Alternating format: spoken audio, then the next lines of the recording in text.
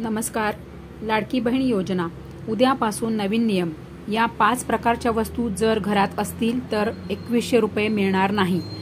जर 2100 रुपये हवे असेल तर तुम्हाला मोठा व्हिडिओ ताबडतोब बघावा लागेल आणि त्यासाठी तुम्हाला खाली दिलेल्या लिंकवर टच करावं लागेल.